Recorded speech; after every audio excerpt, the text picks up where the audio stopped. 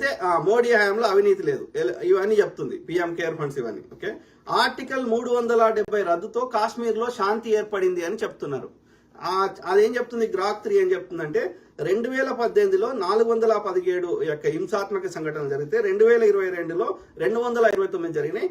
కొంతవరకు ఆ యొక్క దాడుల సంఖ్య అప్పటికంటే తగ్గినప్పటికీ అక్కడ ప్రజలు మాత్రం అప్పటితో పోలిస్తే సంతోషంగా లేరు. అక్కడ రాజకీయ అనిశ్చితి ఏర్పడింది. అంతకుముందు ఒక ముఖ్యమంత్రి ఉండేవాడు, ఇప్పుడు ఆ ముఖ్యమంత్రి ఆ యొక్క అది లేకుండా పోయింది, అన్స్టేబుల్ అయిపోయింది. అక్కడ ప్రజలకు ఉన్నటువంటి అశాంతి ఎక్కువైంది. అక్కడ స్వతంత్రం లేదు. ఏం చేస్తున్నాడు మోడీ? ఆ యొక్క ఆర్టికల్ 370లో ఏ సెక్షన్ బి సెక్షన్ ఉంది. ఏ సెక్షన్ రద్దు చేసిండు, బి సెక్షన్ రద్దు చేయలేదు.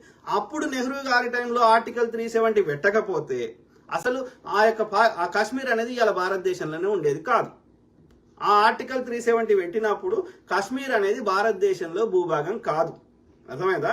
అది ఇండిపెండెంట్ గా స్వతంత్ర రాజ్యం ఎట్లయితే హైదరాబాద్ ఎట్లయితే స్వతంత్ర రాజ్యం ఉండేనో కాశ్మీర్ బ్రిటిష్ వాడు మనకి షేలే ఇచ్చినప్పుడు 2/3 భూభాగమే మనకి అప్పుడు భారత ప్రభుత్వానికి ఇచ్చిండు. మిగిలిన 1/3 భూమి బ్రిటిష్ వాడి షేలే కూడా లేదు. అది స్వతంత్ర రాజ్యాలుగా 565 రాజ్యాలు ఉంటే అప్పుడు ఈ యొక్క dominion of India, dominion of Pakistan కలిసి ఆ యొక్క రాజులతోటి వాళ్ళు ఏం చెప్పిండ్రు బ్రిటిష్ వాడు అంటే, ఆ యొక్క మన ఇండిపెండెంట్ యాక్ట్ చేసినప్పుడు ఈ స్వతంత్రంగా ఉన్న 1/3 భూభాగంలో ఉన్నటువంటి 565 రాజ్యాలు వాళ్ళకి ఎవరితో నస్తే స్వతంత్రంగా ఉండొచ్చు, లేదంటే పాకిస్తాన్ డొమినియన్ ఆఫ్ పాకిస్తాన్తో కలవచ్చు, లేదా డొమినియన్ ఆఫ్ ఇండియాతో కలవచ్చు, వాళ్ళ ఇష్టం అనేది చెప్పడం జరిగింది. అయితే మన యొక్క అప్పుడు నెహ్రూ గారి కమిటీ ఏర్పాటు చేసి ఇవన్నిటిని ఈ చిన్న చిన్న రాజ్యాలన్నింటినీ భారతదేశంలో కలుపుదామని అప్పుడున్నటువంటి హోంశాఖ కార్యదర్శి అయినటువంటి విపి మీనన్ గారిని, అట్లనే హోంశాఖ మంత్రి అయినటువంటి సర్దార్ వల్లభాయ్ పటేల్ గారిని ఒక కమిటీగా ఏర్పాటు చేసి ఈ పని అప్పచెప్పారు. డాక్టర్ బాబాసాహెబ్ అంబేద్కర్ గారికి ఏమో రాజ్యాంగం రాసే పని అప్పచెప్పారు. అట్లా ఒక్కొక్కరికి ఒక్కొక్క పని అప్పచెప్పారు. సో ఆ విధంగా ఈ మన యొక్క సర్దార్ వల్లభాయ్ పటేల్ గారు ఆ విపి మీనన్ గారు కలిసి అందరితో ప్రయత్నం చేస్తే మెజారిటీ మన లోపల కలిసినాయి. కొన్ని పాకిస్తాన్ చుట్టుపక్కల ఉన్నాయి, పాకిస్తాన్లో కలవడం జరిగింది. 3 రాజ్యాలు మాత్రం ఇబ్బంది పెట్టినాయి. ఒకటి కాశ్మీరు, ఒకటి హైదరాబాదు, ఇంకోటి జునాగఢ్. ఇవన్నిటిని మనం చాలా బలవంతంగా యొక్క రెఫరెండం ద్వారా కానీ లేకపోతే బలవంతంగా కలుపుకోవడానికి ప్రయత్నం చేసినాం.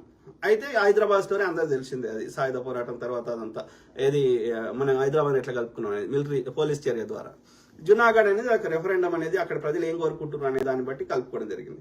కాశ్మీర్లో వచ్చేసరికి వాడు పాకిస్తాన్ అక్యుపై చేసే ప్రయత్నం చేస్తే అందులో కొంత భాగం వాళ్ళు అక్యుపై చేసారు. రిమైనింగ్ మనం అది స్వతంత్రంగా ఉన్నప్పుడు అక్కడ రాజు ఏం చేసిండంటే, నాకు రక్షణ ఇవ్వమంటే నేను నువ్వు నా భారతదేశం కలుపుతాను ఒప్పుకుంటేనే ఇస్తా అంటే, అప్పుడు ఆయన ఏమన్నాడు, రాజు ఏమన్నాడంటే, నేను ఎట్లయితే ఇండిపెండెంట్గా ఉన్నానో అట్లనే ఉంటా.